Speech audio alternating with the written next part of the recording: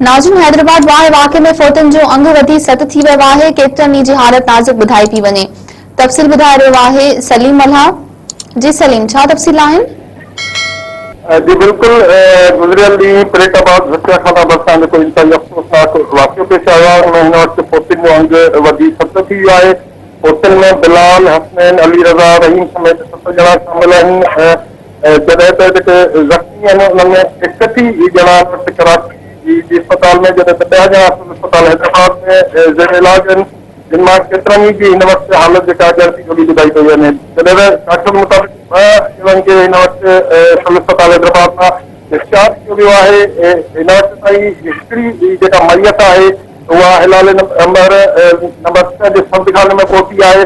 ॿुधायो थो वञे त हिननि जी जेका जनाज़े नमाज़ आहे उहा फरीदाबाद जे ईदगाह में जेका अदा कई वेंदी ऐं हिन वाक़े सबबि इलाइक़े में इंतहाई सोग वारी सूरत हाल आहे। जी सलीम, जी मेहरबानी।